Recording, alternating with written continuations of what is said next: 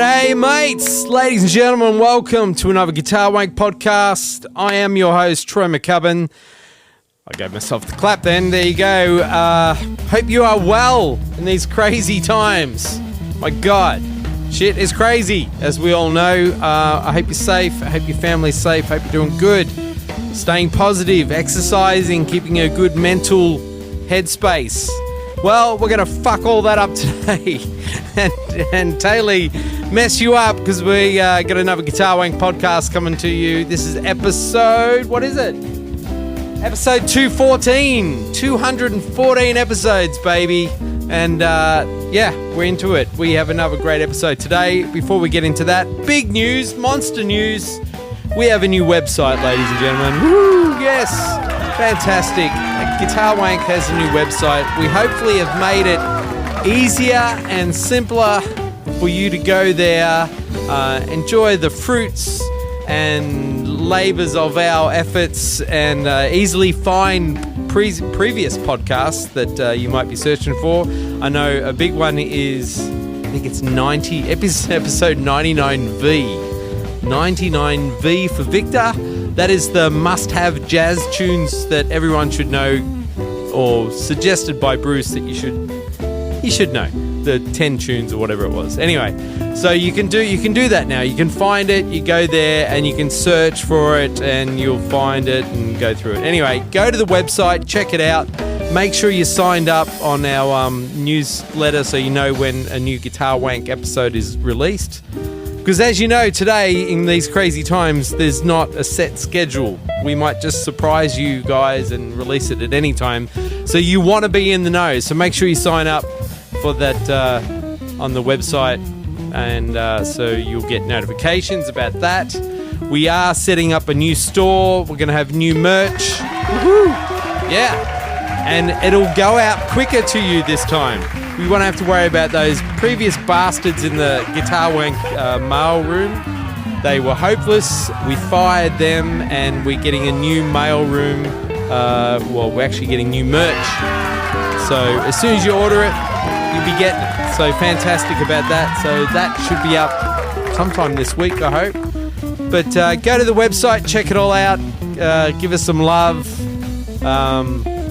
Hopefully you'll be able to find us we're on Spotify now, we're on iTunes. I believe we're coming to YouTube. Wherever you want us to be, we're there.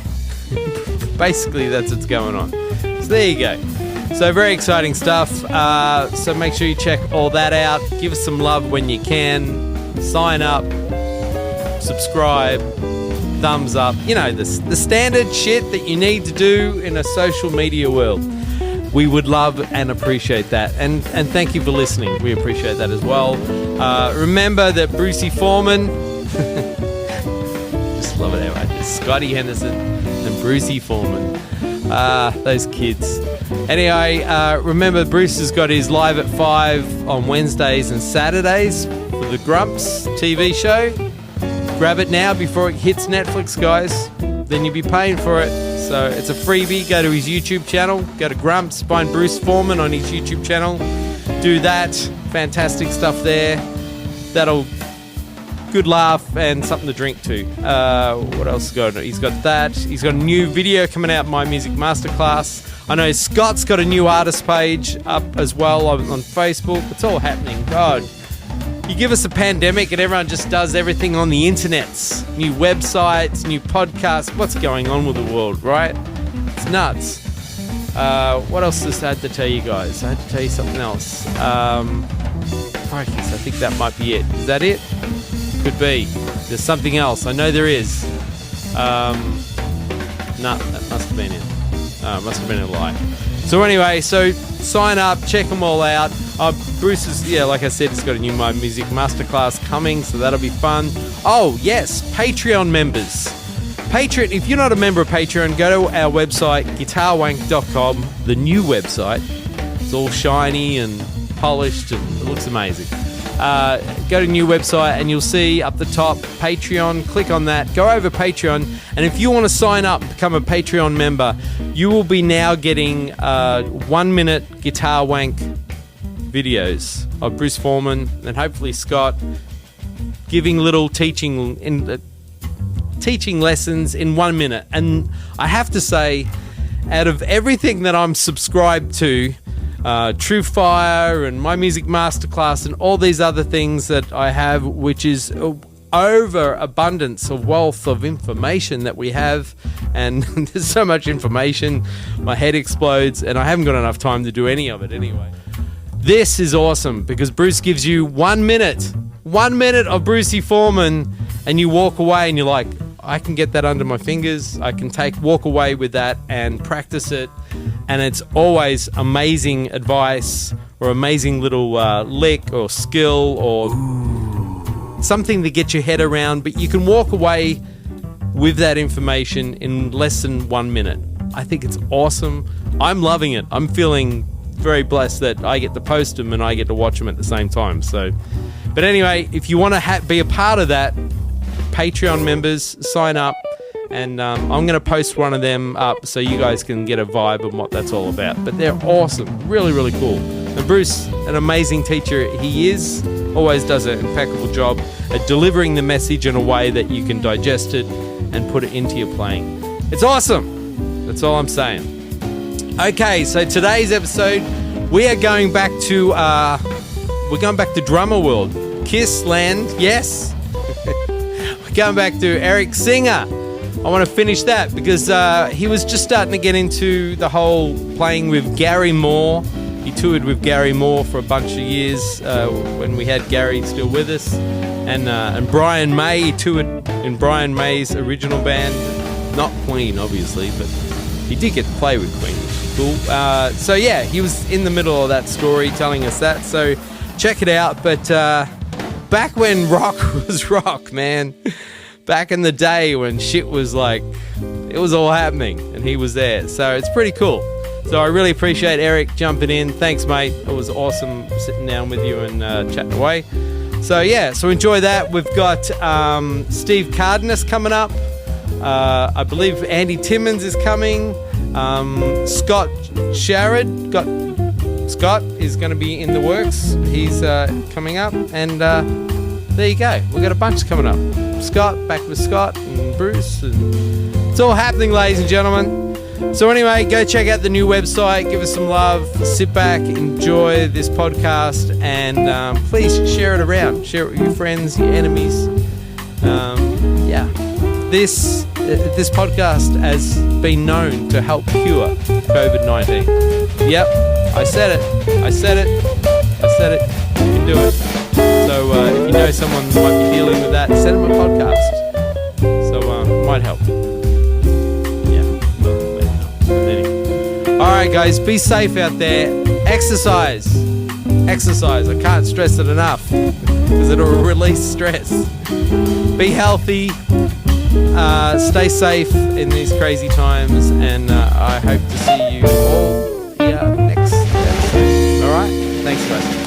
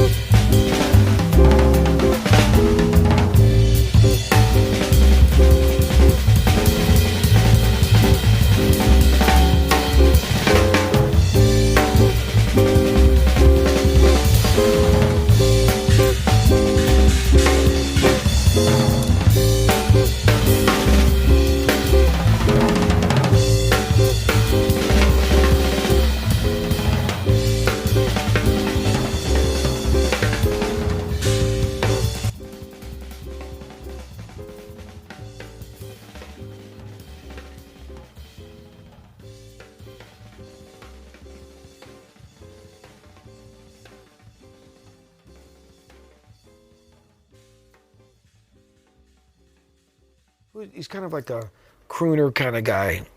I forget his name. He's got a one-word name.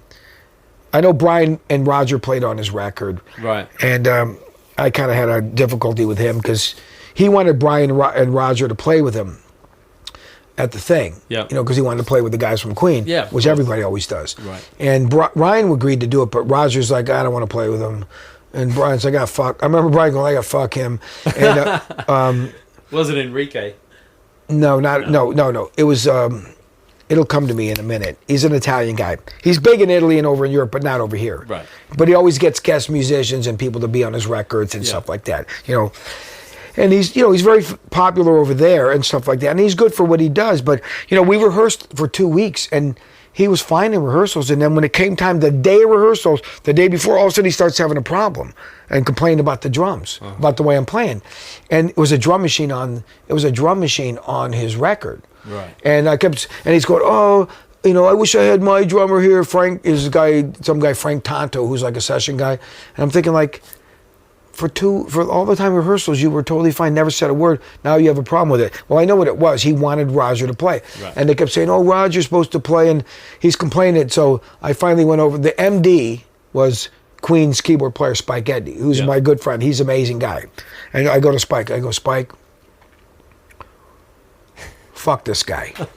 I said, it's a drum machine on the thing. So he had a keyboard and has a drum, you can program the drum machine. I go, show me how your drum machine in here. I got the record, I programmed the exact drum machine part, exactly like the record. I go, told the guy, here, why don't you just play to this? Because you got a drum machine on there.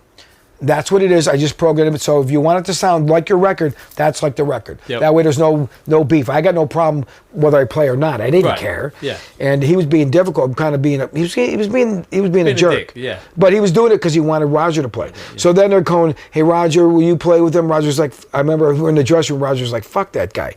And so they talked him into it. Right.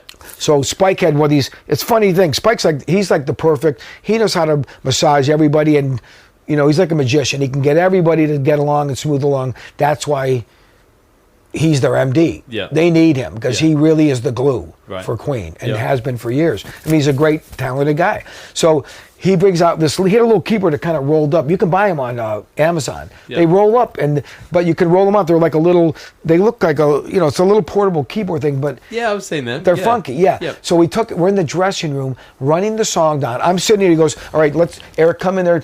Roger finally agreed to do it. They said, all right, Eric, teach Roger the song. Come in with me. So we got up the keyboard. I'm showing Roger, talking him through the parts. Here's the change. So Roger goes, why don't you do this? He goes, Eric, just play along, because we had 2 drum kits. He goes, play along with me during the song and just nod to me and give me the cues. The cues for the changes. Yep. So I played the same thing that I played in all the rehearsals and the sound check, which was fine. The guy was, of course, happy. But why was he happy? Because Roger was on stage with him. He was just big noting. Yeah.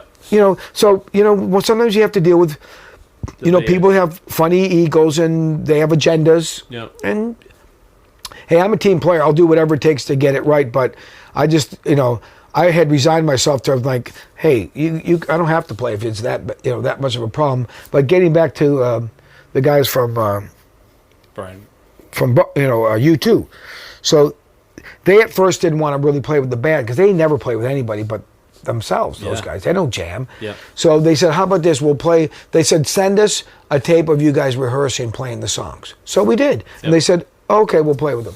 Oh, wow. So they came down, and they were really nice. Yeah. Edge and Bono, it was just those 2. They were really cool. And Edge came up to me at sound check, and he just said, hey, because he gave me his delay settings. This song's 120 and whatever, because it's all about the delay on those guitars. Yeah. And once you get the loop right, it's like playing to a drum machine. Yeah. No. Because it just cycles. Playing to a click, yeah. It's easy to play with him. Yeah. So we did that, and he's like, those guys, yeah, it sounds great, fine. So then, I think, was it late the night, Friday? This was the event was on a Saturday. I think, I'm trying to remember if it was Friday night or Saturday morning. I got a call. Edge and them, they want to run through the songs again. They want to make sure it's right. So we had to get up early and go down there at like 10 or 10:30 in the morning to the stadium. Yeah. And he wanted to run. They just wanted to be sure, I think, because they weren't going with their regular band guys. Yeah. And I understood that. They're out of So we went down and did it, time. and it was all cool. And after the show that night, they came into the bar at the hotel, and Bono came up and said, "Hey, it was really good. It sounded great. You guys were great." And they were really cool. Wow, that's pretty cool. So yeah, I mean, getting to do those kind of things, a lot of people don't even know I did those things unless they happen to watch it on TV. I mean, it was on TV around the world. Yeah, I remember it. I remember watching it, man. Yeah, that was one of the first ones. Yep. It was his prison number. Yeah. Yep. And it was to raise money for AIDS awareness and stuff. But they've done a bunch of other ones since then. You can find them on YouTube. But I think one of the first ones was that one. Yep. 'Cause I remember Oprah was sitting there in the chair, and I'm trying to remember who else was there. Was it Will Smith? Maybe I don't remember. Right. I mean, it was like a whirlwind because literally, here's how crazy it was. What I went through to get to that show. I was in Mexico doing a Kiss Fan Expo, Mexico City. And I had to get to South Africa. Now, you weren't in Kiss at this point? No. Okay. So what are you doing with Kiss? You're doing... At that time, I was playing with Alice Cooper still. Right. Sometimes, yeah, Alice Cooper. And we were in downtime. So because I had been Brian's drummer, Spike was the MD. Spike would hire me to do these things. Yep. And so I was in Mexico City. I flew Mexico City to New York. Yeah. Waited a few hours overnight to London. 8-hour layover to Johannesburg, and then another couple-hour layover to Cape Town. So 40 hours. Took me 40 hours. So I just get there, and I'm thinking, okay, finally I get there. I get to go to a hotel, and I have a rest, right? The guy picks me up, meets me there. I'm putting my bags in the car. He gets a phone call, and they put me on the phone. Eric, you got to come to right to rehearsals. The drummer didn't show up. 40 hours. I went right to rehearsal and rehearsed all day.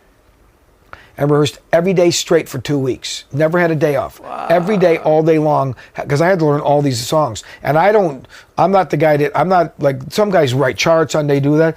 I memorize everything. Oh, really? I memorize everything. That's how I do it. Wow. So, yeah. So how do you, all right, I got to stop you there. How do you commit it to memory so well? And I have a good ear. Yep. I'd like to think. Yep. And I have good retention and good comprehension. So it's a lot of those things. It's being able to comprehend stuff and retain it and recall it. So it's all those things. And I've been really good at that. I have a good ear because I usually, like I said, I always play with the guitar player. Yeah. So how I learn songs is I learn all the guitar riffs in my head. Right. So I know all the riffs, da da ba da da ba ba, all the stabs and everything. I know all the solos. So I have that all pretty much memorized. So, I just drill it into my head. 40 hours and to have that much time to just jump in. I had I had every day, but as we're learning stuff down, if you let you say, "Hey Eric, I want you to play on these tracks." Yep. As soon as you give me that stuff, I'm going to start listening to it. Right. And I'm going to listen to it incessantly. And then once I play it down a couple times, a lot of it's muscle memory. So I think sometimes it's not just learning a part, it's knowing how it feels to play that part. Okay. But even though you can learn it in your head, you can do mental practicing. Mental practicing many times is sometimes as good or better. So when you go to recall it, when you hear the person play it, it comes back to you because you've already heard it so many times. But you still need to know how it feels to physically play that beat and the fills a couple of times. Right. Once you do it a couple of times, then it's committed to memory. I mean, most of the bands I play with, I'll bet you I could probably go play like that Gary Moore set. I'd probably have to just listen to the live show down 1 or 2, 3 times maybe, and I could probably walk on stage and play it, the show, even now. And that was awesome. 33 years ago. Yeah. I know I could do that because I remember stuff really well. Sometimes I have to just hear it a few times and maybe play along to it a little bit. Even if I air drum it with headphones on in my room a bunch of times, I could figure it out and then get up, and I could definitely get my way through it. So you've never been one of those drummers who chart stuff out? No, I've done it before, right. But I just learned, for me, it was better to just really learn it. Because Paul Stanley taught me something a long time ago, because I sing a little bit, and I don't consider myself, I do sing lead on some stuff, but I always consider myself just a good, consistent, reliable background singer that sings with good pitch. I sing in tune, I do have good pitch. And so Paul used to tell me, Eric, when you sing something, you got to really know the lyrics, and you got to really sing the song, sing it like you know it and like you mean it.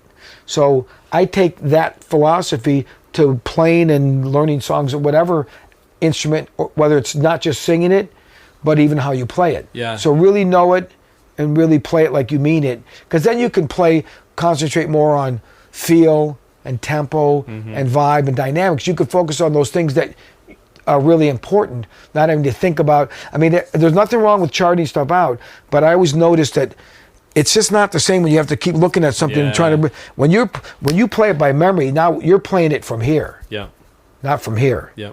And it's not to say. I mean, a lot of guys can read, like they say, a fly on paper. Guys like Vinny Colaiuta, these guys that are amazing sight readers, they could just walk in, put it in front of him. He could look at it a couple times and run it down and bang, like that. Yeah. I'm not that guy. That's a special skill. But I don't think there's a ton of guys that can do it at the level like he does. Yeah. He's kind of like, he's like a professor of drums, in my opinion, the way his intellect and ability, But don't forget, he's put a lot of work into getting to there. It's not like he just, some people, like there's gifted natural athletes and musicians, and he's clearly gifted. I mean, he has a special gift, but he's almost like a savant on drums, in my opinion. He really is. Yeah. I mean, some guys just have this unique thing where it's other level, and he's one of them. Yeah, yeah. Wow, man, that's so cool. So Brian May obviously was an amazing gig to play. These guys, these guitarists, Gary and Brian, they're playing really loud. Like you. Oh yeah, Gary. When on the tour, when we were in Europe, we had a big stage, so we had a really high drum riser, like maybe 8 feet. Well, put it this way, he had a Marshall double stack with the heads on it, and they were under my riser. So his double stacks, were underneath me. And he's standing in front, dead center. Yep.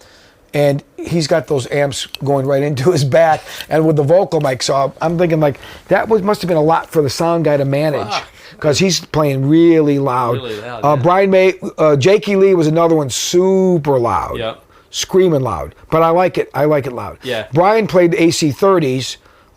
He runs usually 3 of them. He's got 9 of them on stage, and they're kind of like on a little stair-step metal frame. Yep. So they kind of go 3, 3, 3 backwards, like a set of steps.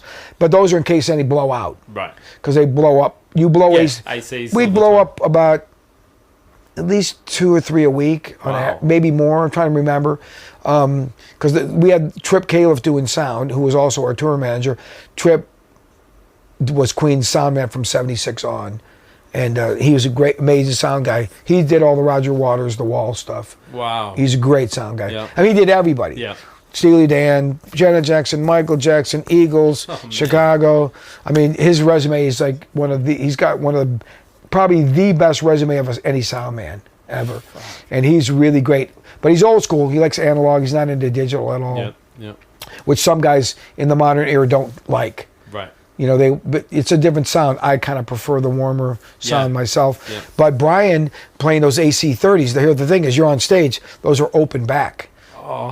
So so you're cupping them, which would have been awesome too. Yeah, but I don't mind. Well, when I first joined Kiss, I'm a guitar head. Yeah. I love loud guitar. Yeah. So, and like I've mentioned a few times, I play off the guitar and really play to the guitar. That's my focus. Yep. Even in Kiss now, Tommy Thayer's guitar is the loudest thing that I'm playing to. Really? I mean, I have everybody in the mix because I want to hear the idea with in-ears is to make it feel like you're playing to a record and you're just playing live. You're the drummer. But I still keep the guitar. I need something has to be the focus, and it's always been the guitar. Right. When I first got in Kiss. So how did that come about? Well, I did Paul Stanley's solo tour in 1989. Yeah. And then fast forward to 1990, he asked me to play on I did some demos first for the Hot and Shade album. Yep. Because all the guys in Kiss lived out here, except for Eric Carr. Bruce Kulick was in the band at the time. Gene and Paul and Bruce all lived in California, in LA, and Eric Carr lived in the East Coast. So when they were doing demos, Gene and Paul would write separately, do their own demos, and they would use local guys sometimes to go in and play drums or guitar or bass on their demos. And Tommy Thayer at the time was doing demos with Gene and co-writing with him and playing guitar on some of Gene's demos, even back in the older days. Yeah. And so I played on a few demos for them, for Paul, and then fast forward to 91, and I was playing with Alice, and he asked me if I could play on he said Eric Carr was sick and they needed to do a movie for a soundtrack, that song God Gave Rock and Roll to You, which is an Argent song. So I went in the studio with Bob Ezrin producing, and that was their kind of testing ground to see if they were going to maybe work with Bob again. So we did that song, and it was for that Bill and Ted's Bogus Adventure or whatever, number 2. Yeah, I remember that. And then, so when they went to start doing the record, which was the Revenge album, they asked, Eric Carr was, at that point, had gotten ill with cancer, and he wasn't well enough to, they tried rehearsing with him a few times from what I understand. I never knew the full details. They tried working with a couple different drummers, and they weren't finding the right person they wanted to work with. So Paul called me up and said I already had done that other song. So he said, "Hey Eric, can you help us out doing some recording, because Eric Carr's not well enough yet. He's not strong enough. Because you know how it is doing a record. It's long rehearsals day, long studio days, and Eric wasn't up. He just wasn't well enough. And so I ended up going in and playing on the record, and even though I was still in Alice's band. And then I went back on tour with Alice, and near the end of that year, Eric Carr passed away, so then they ended up asking me to be in the band, and that's how I ended up in the band. How long did you take to make that decision? Well, I kind of had a feeling that I'll be honest with you, I did have a sense that it was looking like, I had a feeling that things weren't looking good. Right. I wasn't trying to be anything negative or anything like that, and I didn't talk about it, surely, but I just had a feeling the prognosis wasn't looking good for Eric Carr. Yeah, so I knew they're probably going to have to replace him at some point, but I didn't know whether I was going to be the guy. Did you meet Eric? I only met him a couple of times. I met him on Paul's solo tour, and then I met him once on a Kiss tour in 1990. I met him in 89 and 90. But I know there were some other guys that I think they were considering. They weren't automatically 100% sure I was the right guy. It's tough when you're thinking about you're going to have to replace somebody. Yeah. And, everybody's going to have a different point of view. Was Eric, how long had he been with? He was in the band about 10 or 11 years at that time. Right, okay. He was the first guy to ever replace any original member in 1980, I think. Who was the original drummer? Peter Criss. Pitten, of course. Yeah. And he replaced Peter. Right. And then...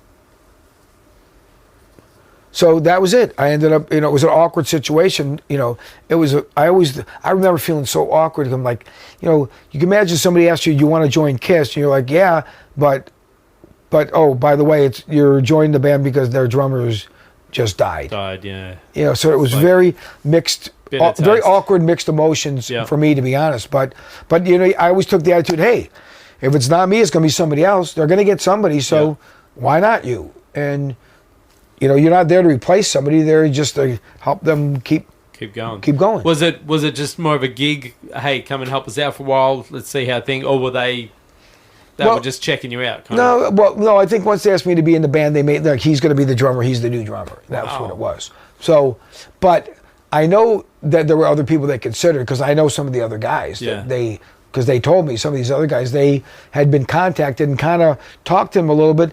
And in fact, Dean Castronova, he told me that, he had been talking to Gene. He sent Gene some tapes. They talked a few times on the phone. And he loves Kiss. Yeah. And he told me the next thing I heard was you were the drummer. So I know he was under consideration. I think there might have been some other people. You'd have to ask them exactly who may have been, whether...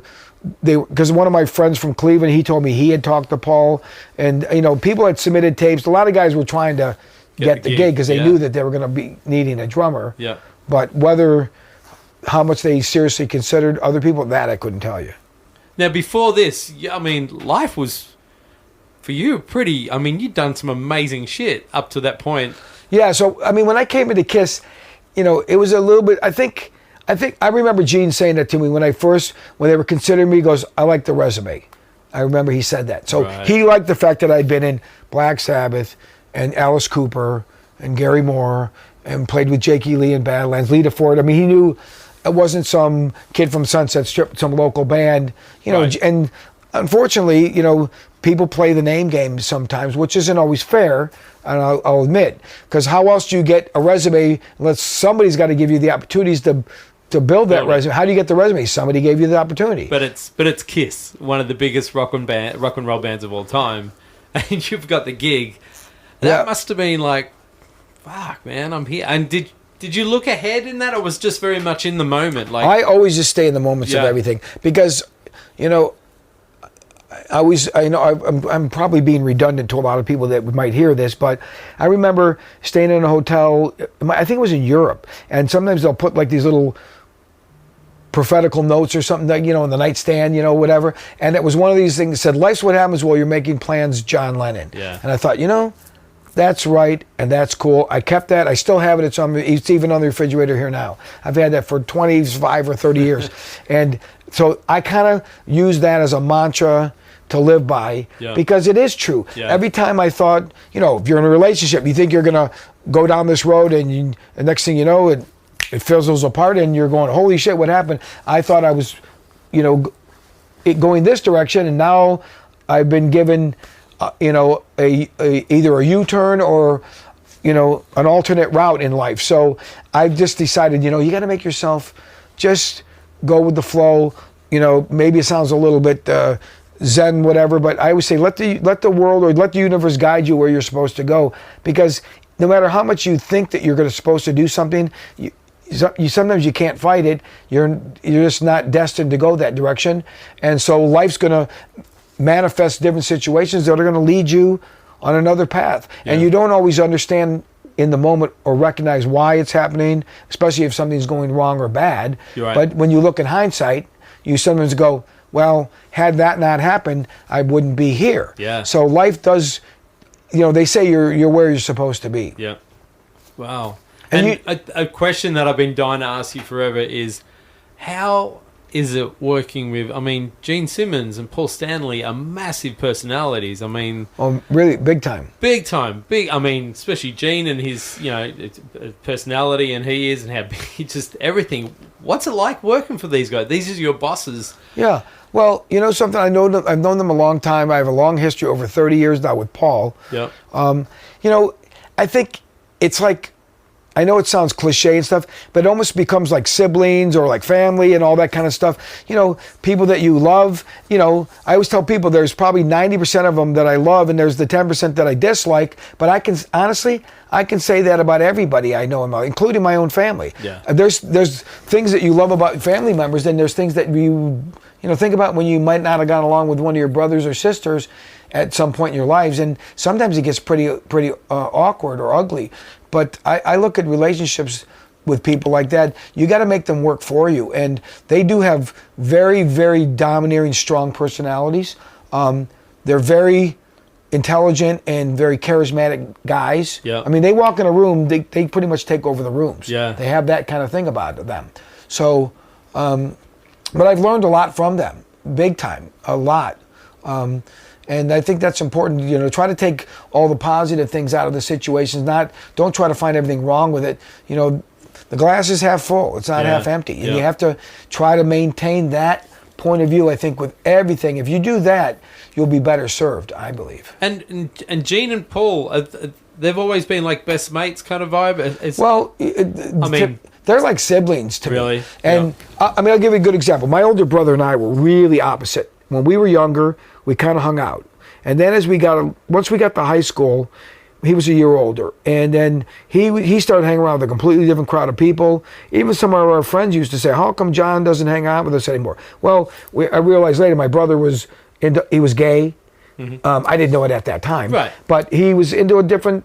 Same. I think he realized at that point, by the time he was like 15 or 16, he realized his orientation and who he was, and he realized I don't really associate and relate to, you know, because we all hung around a lot of the same group of people. Yeah. And all of a sudden he didn't anymore. Yeah. And then I could tell we would argue and be at odds about things. But as we got older and became adults, we were really cool with each other because we'd grown up, obviously, and we had an understanding and open-minded view of each other and what we did. And I think we had respect because he was a dancer. He was a ballet and modern dancer. Wow. And he lived in New York and was in a dance company and doing that until he got sick and he died of AIDS. Right.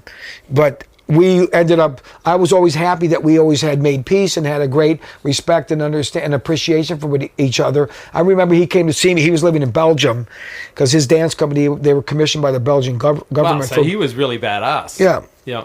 Oh yeah, one time he was in Mark Moore's dance company, and they did the Nutcracker Suite. It was like a modern adaptation rather than the traditional classical one. And Baryshnikov was the lead. My brother was Baryshnikov's understudy. Wow. So he was serious badass. He was legit. Yeah, he was legit. Damn. But he was living in Belgium. The dance company, Mark Morris, they were commissioned by the Belgian government. They had a 3-year contract. So he lived in Brussels for 3 years, and they were paid by the government. Because over there, they really appreciate all the fine arts, as they call it. Yep. Theater, dance, classical music. And I remember he came to see me in '91 with Alice Cooper. And so, you know, it was kind of cool because here he's in a famous dance company and I'm playing like big arenas with Alice Cooper. So we both kind of were able to kind of share, like we both kind of had made it to a certain level. Yeah. And then we had a real mutual respect and understanding for each other. How cool. You know? That's super cool, man. Yeah, it was cool. Wow. So, I mean, Paul Stanley, I mean, God, man, I remember some of my most vivid memories as a kid is singing. I must have been about 7, singing "I Was Made to Love You." I was made for loving you. To a chick in school, you know, when that song come out. I remember doing that in school. Oh, I mean, that whole. Did you see Kiss in Australia ever? I never saw Kiss. Okay, because I know the first time I think was 1980. Right, yeah. They hit Australia and it was huge. I mean, I had the masks and all the gear. I mean, I played there a bunch of times, in Australia a bunch of times. Well, I played with Brian May there, Alice Cooper a bunch of times. Wow.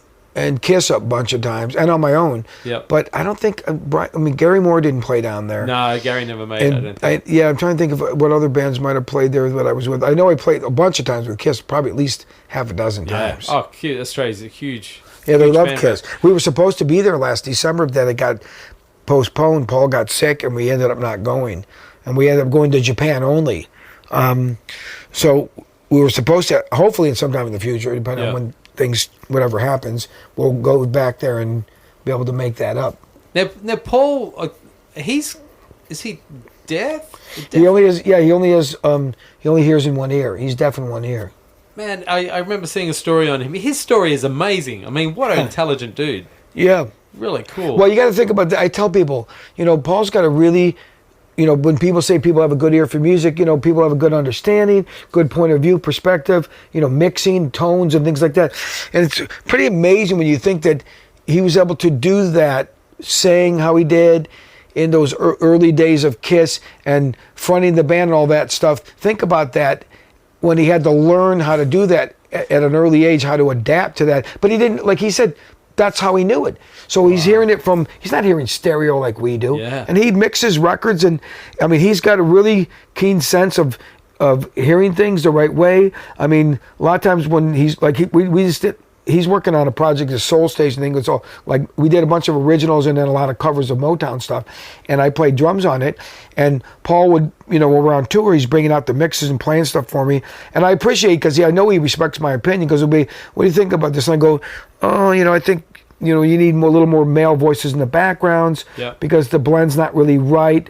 It's too much of a girl's voices. And then the next day he goes, you're right, I'm going to put some male voices on. So, I know he respects. He listens, yeah. Yeah, he listens. But the thing is, I can tell when he hear, like, he'll get mixes sent to him by his producer, co-producer.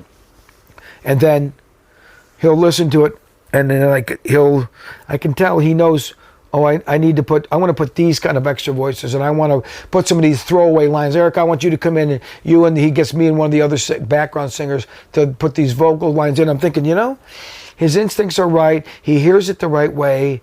He's got really great ideas, and we all have our point of view, how we think about things, but it's interesting that sometimes people have a different point of view, and you go, oh, I wouldn't have thought that. Yeah. And that's really cool. Wow. But it's really nice if you can have that mutual respect to at least listen to each. Bottom line is somebody's got to drive the car. Yeah. That's why they're called, like, the leader or executive producer. Somebody gets the final say. Yeah. And of course it's going to be him, because it's his thing. Yeah. But he does listen to outside people's points of views, because he's smart enough to know, when you said about being intelligent, he's smart enough to know that, hey, I've got these people here because I know I think they're good musicians and talented, and they have something to say, and they might offer something that's going to just maybe make it different or better. Yeah. So I got to at least hear them out. Yeah. And they're always good like that. Gene and Paul both are really good like that. Wow, that's But I've also cool. earned their respect. Don't forget it. You earned. It took a while. Like I tell people, you can't just walk in a room and say, "Oh, you got to respect me because look at who I played with." Yeah. No, you have to earn their respect. Yeah. You know, you don't demand respect, you earn it. And you earn it by showing that, first, that you'll respect them and listen to them, and that you could do it. I've always told people, when you audition for a band, you have to first show them that you can play it their way.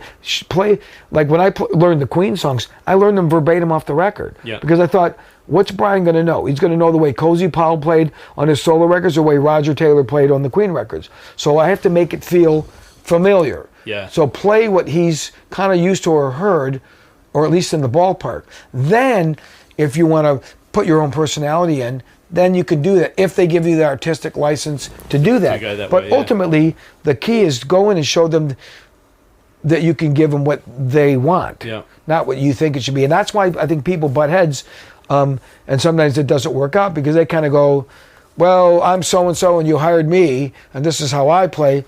Well, that might be true in certain situations. Okay. And like if I brought Brian May on, I clearly wouldn't question him how to play. But a funny thing is, you know, I remember when Axl Rose was working on Chinese Democracy, and Brian May went down and played a bunch of leads on it originally. I don't remember how many songs, maybe 3 or 5. And I remember I went to, Brian lives over here at Hancock Park. He has a house here since like 1980. Right. And so we went out to dinner one night, and I took him to a club and got him to get up and jam and stuff, which was cool. And so we were hanging out, and he goes, you know, at that time, you know, he goes like, don't tell anybody, you know, I'm playing you this stuff. So he played me the Guns N' Roses stuff, the Chinese Democracy stuff, with him on guitar. Wow. And it sounded fucking great. But Axl didn't like it and never used it. Damn. And Brian, I could tell, was, you know, he's like, what do you think? I go, it's really good. And I think he told me that Axl didn't like the one thing he wanted to use. I don't know if it was Buckethead or Bumblefoot, one of those other guys. I remember those, he wanted to use one of those guys' stuff. And I think Axl, you know, I like Chinese Democracy. Yeah. I think some of it's cool. I get what he was trying to do. He was trying to keep it moving forward. You know, you can't make, which a lot of people don't realize, and this is why I at least respect Axl on this point of view. You can't make Appetite for Destruction in perpetuity. You know, AC/DC can get away with it because that's what they're known for. Their records kind of have a real continuity and familiarity, and I mean, they almost sound very similar. Yeah. But that's what they do.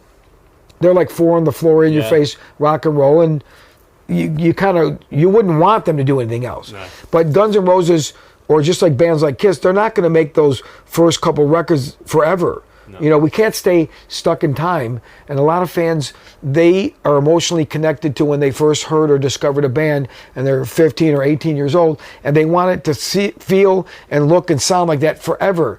Even when they're 50, it's like, you're not 16 anymore, and how can you expect the band to be what they were back then either? It's just, it's not reasonable, it's not fair. Yeah. But the point I was making is like Brian May, I mean, that guy doesn't play a bad solo. Every solo is like perfect, tasteful, the right thing. I mean, he's one of my favorites of all time. Tone, man. Oh, I mean, him and Hendrix. I love Hendrix. Yeah. And Jeff Beck. Those are my like 3 tops. And I mean, and you got to play with, I mean, Brian May and Gary Moore. I mean, you got to play with the best guys on the planet. And Ronnie Montrose, I played in his band, which that was good. I mean, Ronnie was always one of my favorites. I love that first Montrose album. Yep. And Ronnie's another one that's got great feel and tone and a lot of depth. I mean, that guy played all styles of music. I mean, he was out touring with Tony Williams and Billy Cobham in the late 70s. I mean, he was playing, that guy could play with anybody, you know, if he wanted to. I mean, I think Joe Bonamassa is a kind of another one like that. Yeah. Joe could play with anybody. Joe can play, Do you like Joe's playing? Yeah. I mean, to me, he sounds... He hasn't got a distinct sound. He sounds kind of like everyone, but really everyone amazingly. Yeah, I mean, he's like ridiculous. I mean, Derek Sherinian is doing a solo record, keyboard player, and Joe did a solo. He just came in and just blew down 2 solos, and Derek sent me like the videotape of Joe doing it. Ridiculous. It's so good, man. I mean, he's got all the right feel and tones and everything for whatever music he's doing. He's like you said, he does everything not good. He does everything great. Amazing, yeah.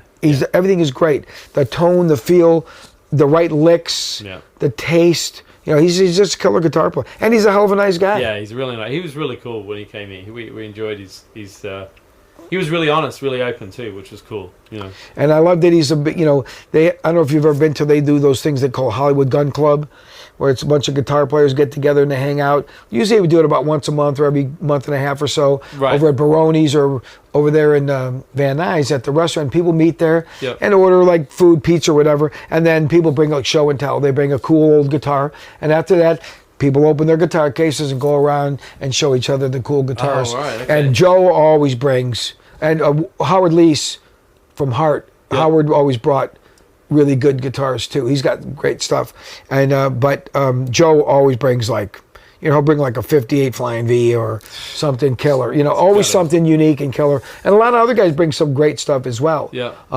I got some cool guitars, and I was going to bring some, but I'm a drummer, but I'm a guitar geek, so I go because I like. That's awesome. I love guitars so much that I look at guitars like art. For me, I love looking at them. Yeah. I'd rather go into a guitar shop and look at vintage guitars than go to an art museum, personally. Yeah. I'm right with you there. I love that.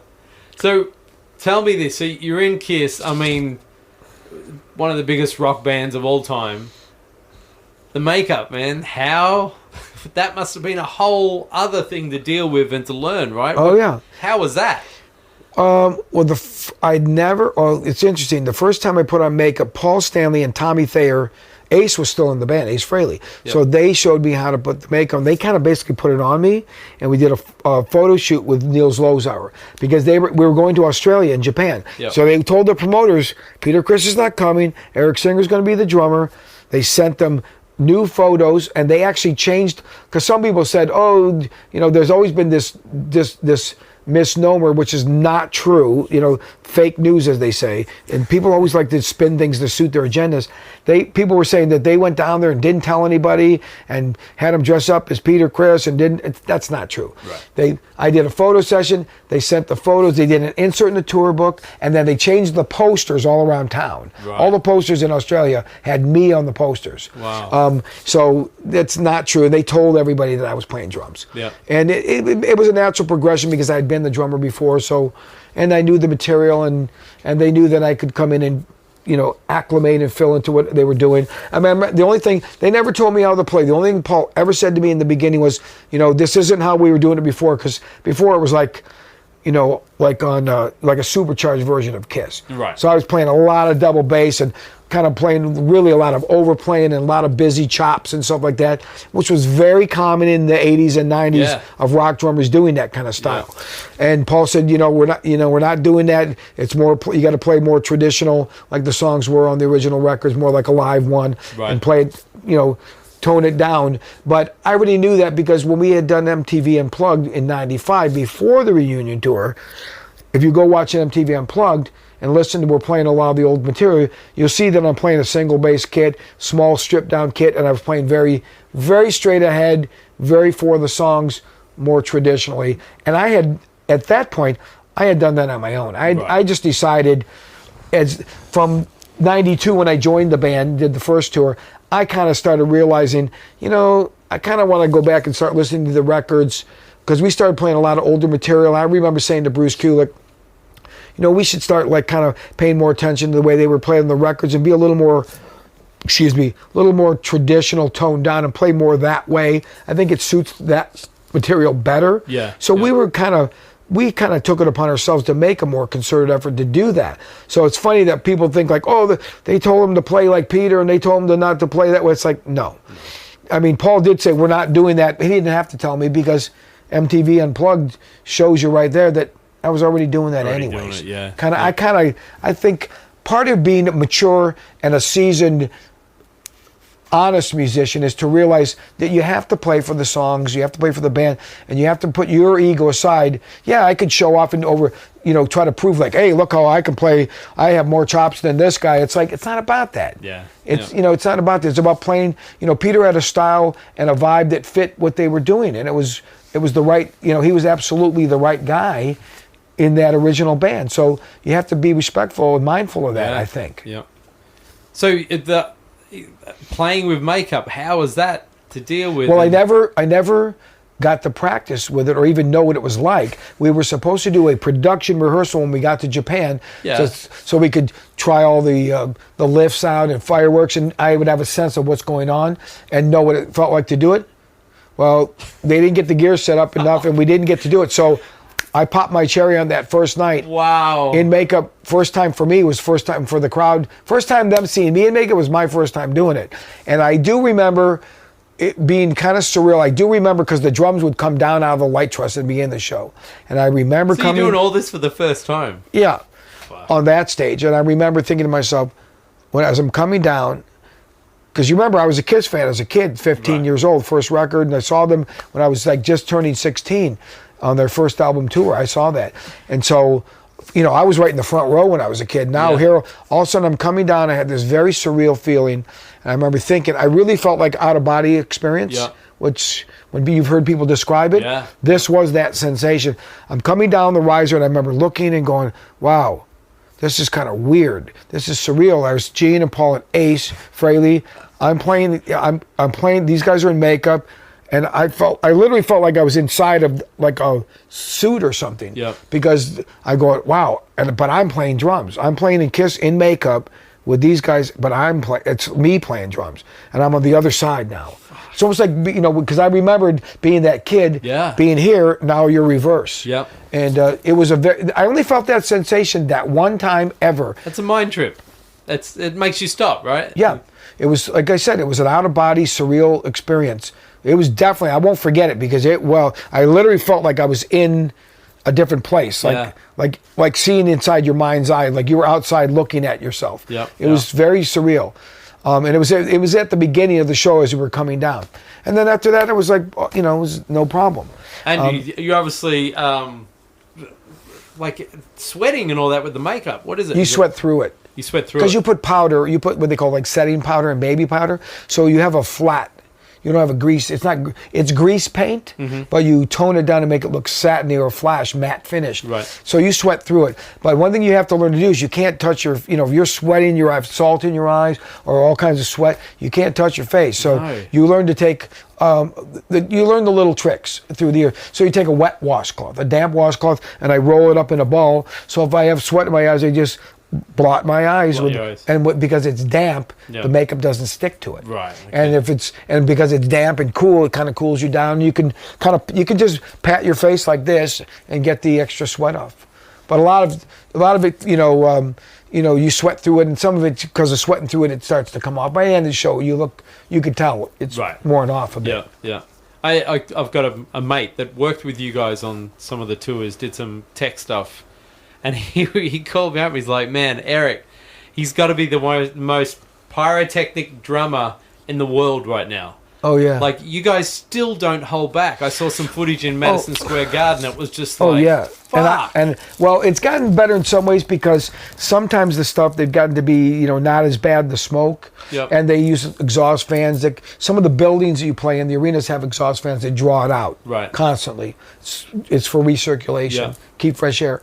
And they draw it out, but sometimes I've gotten burnt a few times. I've had pyro, like, thank God I had the makeup on. I remember one time I've got a few burn marks here.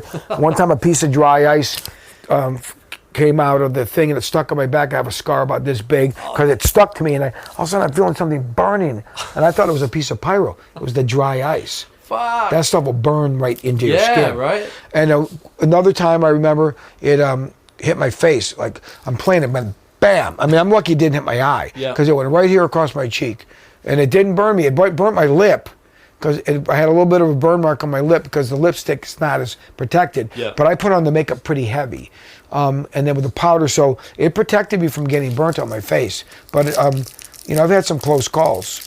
That's intense. I mean, that's a lot of heat too. Oh, major. Oh, there's times when, but you have so much adrenaline. Right. Adrenaline's pretty amazing. Yeah. Like, it helps if you're really sick. I mean, I played under the most sick, worst conditions, and I got through it, Wow. I've told people, think about when you've had the worst flu or throwing up, chills in bed, can't get out of bed. I got out of bed and played the show. Damn. And I've done it bunch of times through the years. I imagine the last thing you want to do is put fucking makeup on. I've never missed a show ever yet. Wow. But I came close last year. Yeah. I got really sick. Yeah. I got bad flu. I got it twice, but the second time I got it really bad. I was so run down. I was so weak. I mean, it was hard to play. I was literally playing like on autopilot. I don't know how I did it. I remember I was so sick one night. I'm thinking as we're coming down, I'm going, wow, I feel like I might just black out any time. Damn. And our show's 2 hours and 10 minutes. Wow. And I did it. We had 3 shows in a row to end that leg of the tour. And I was so sick. I went to the doctor. They had a doctor come and see me, and they gave me IV fluids on the Friday night show. I felt a little bit better Saturday, but by Sunday I was so run down. And on top of it, I had gone to a dentist a couple days before we played Nashville. I remember I was trying to put the makeup on. I kept getting dizzy. I'd have to get up and walk around the room, and because I couldn't focus. Yep. I couldn't get my eyes to focus. I couldn't keep my hands straight. It was really difficult. And I played. I don't know how I did it. And then the next day they had a doctor come to my room. And then I had a bad toothache, so I went to the dentist, and I had a abscessed tooth on top of it. So I was really run down with the flu. So they put me on heavy antibiotics, which really drained me. Yeah. They had me on steroids and painkillers, and I still did all those last shows. And then as soon as I got back, came home on a Sunday. I went Monday morning and got a root canal to fix that. Yep. And I tell you, I was really weak it took me about 3 weeks to get fully back to strength. Damn. I was weak. I felt really weak and run down for at least a good 2 weeks. By about 3 weeks after that, I finally came back and got my strength back. And we had a 3-week break, so then I was okay. Yeah. But like I got sick this year in the beginning of the tour, which makes everybody wonder. A lot of us were discussing. We think a lot of people have gotten this COVID and they just don't know it. They were asymptomatic or got mild, typical flu symptoms. Yeah. I've never been tested for antibodies or anything like that to know, but I know people were at our shows that were sick. Yeah, for sure. So I don't know if have you gotten tested at all? No, not yet. But a lot of people got sick on our tour. I've not had anybody say that they had COVID, but a fan was at our show in Oakland. And I found out like about 14 days later, somebody told me, one of the fans called me up and go, Eric, this guy was at your show. He just got out of the hospital. He was at your show in Oakland. And I remember walking up to him and talking to him, hey, how you doing? Oh, damn. He was in a backstage area. Yeah. He was never around Gene and Paul, but he was around Tommy and I. Yeah. So then I called up Tommy that night. I go, hey, Tommy, somebody told me this guy was sick. So the next day, I called up Tommy and go, look, I got to call everybody and let them know. Because now I find out this guy posted on Facebook that it was true, that he talked about his ordeal. So I called up Gene and Paul and Doc. I sent everybody a message, and the people that I knew were around just said, hey, this guy was at our show, but it's been 16 days now. Right. And none of us were showing any symptoms. It already had been 16 days at this point when we found out. Right. So I said, it was on this date. Nobody's symptomatic, so I'm assuming that everybody's okay. It's out of the 14-day period of what they were claiming was, but who really knows? Yeah. Because it keeps changing. Nobody's being honest with all this. It's so politicized, it's pathetic.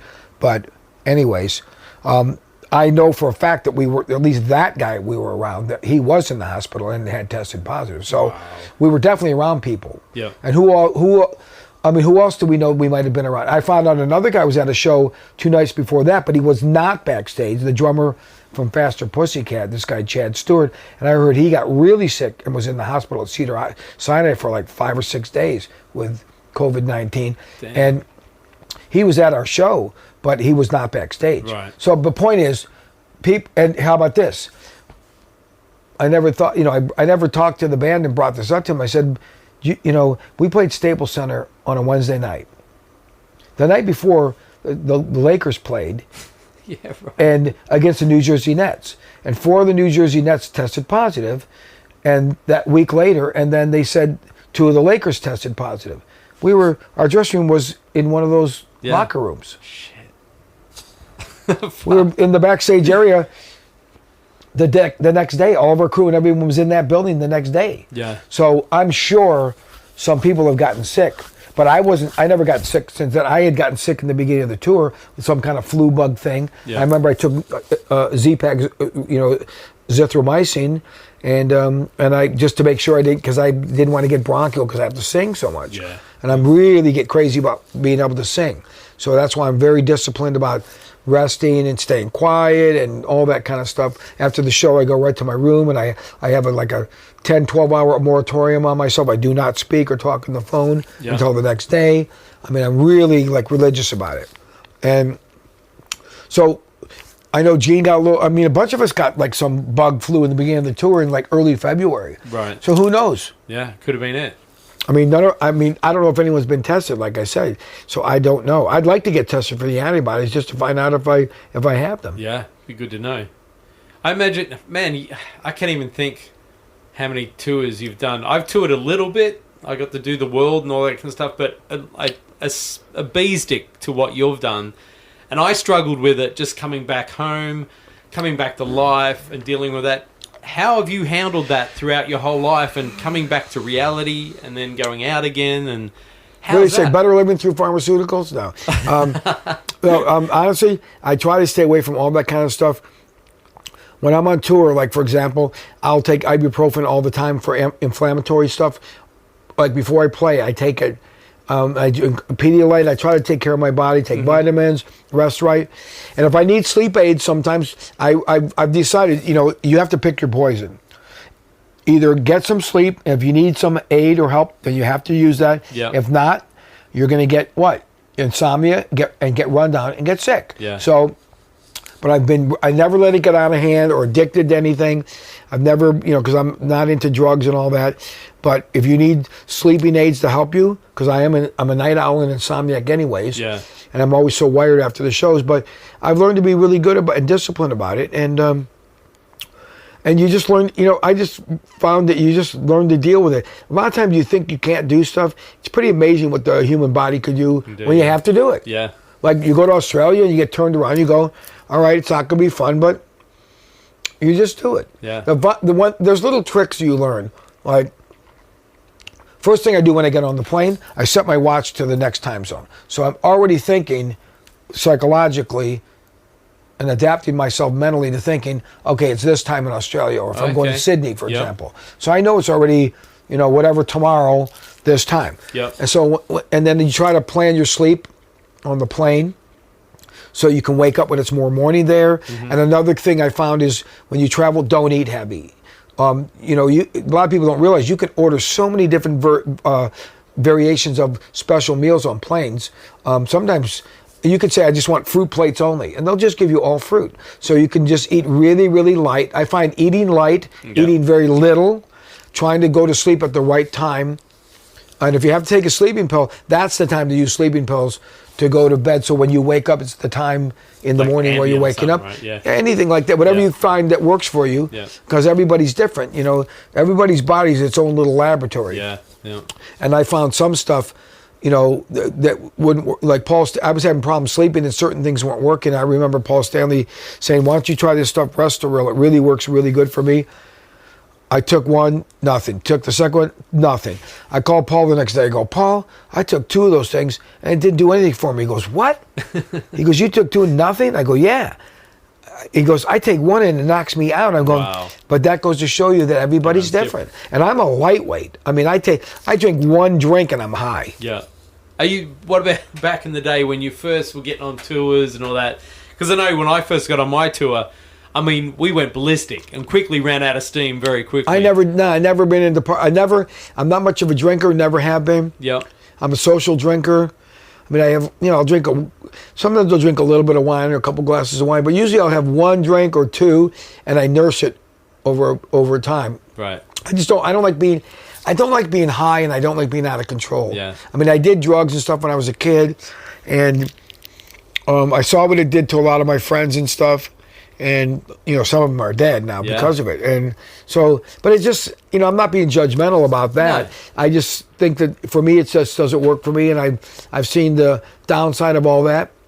I mean, because you were around, you went through all of that when debauchery was what the game was all about.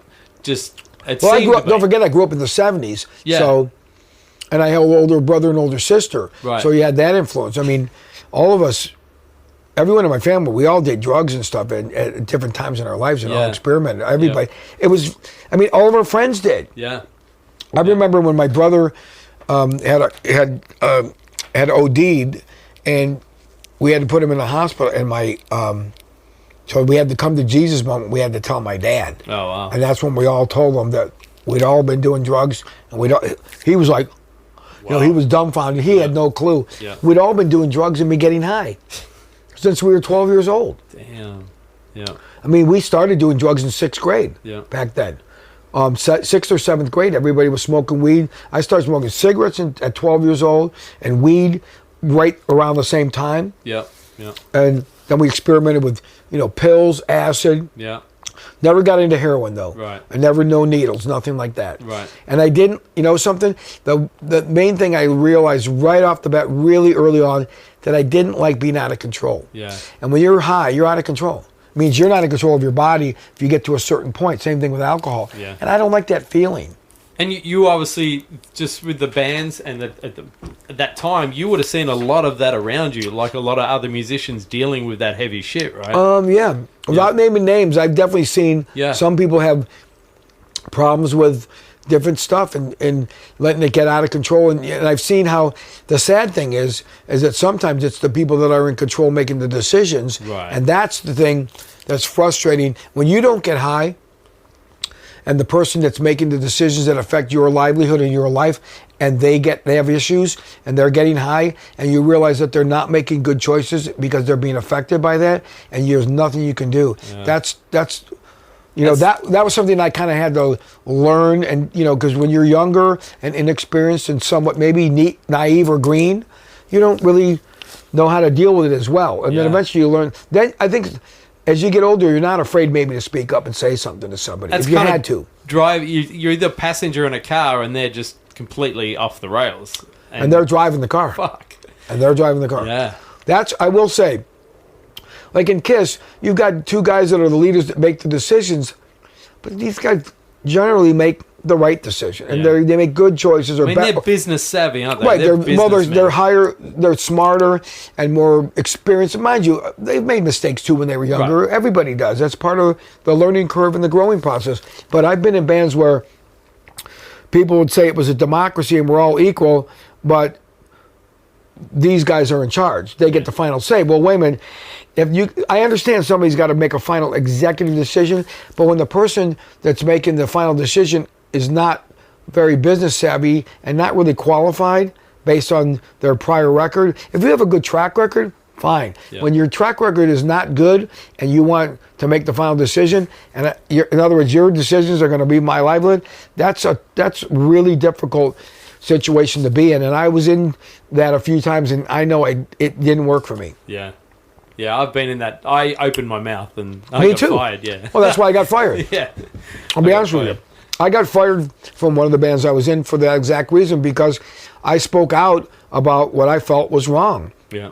And, of course, people are going to think that they were right, but I know that history proved that I made the right decision.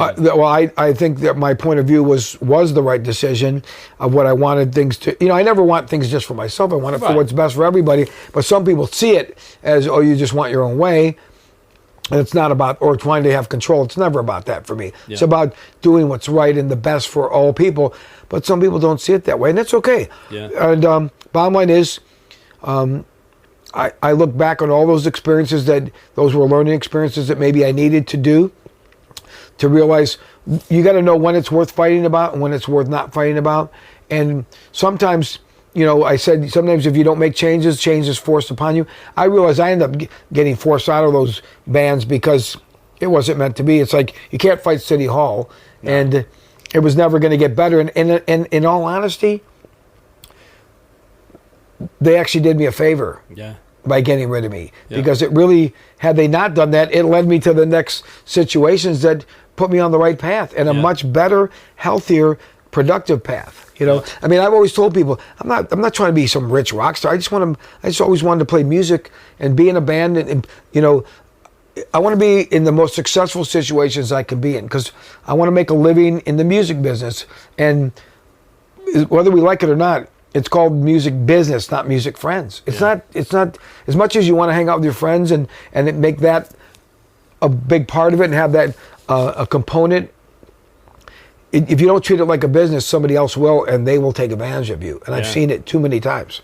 Yeah, I mean, you've mentioned some managers. I mean, Doc these guys were notorious, right? Like, for managers, and like, they were big time guys. Oh yeah, big time. Yeah, Doc. But I like Doc. Out of all the managers I've worked with, and I've worked with some that were all cool. Yeah. I mean, I get it. They're business guys. They're going to always put business first. They're in it to make money. Yeah.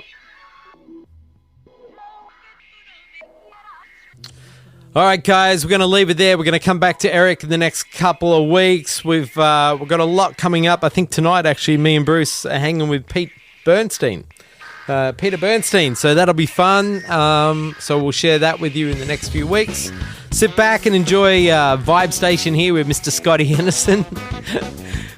Scotty.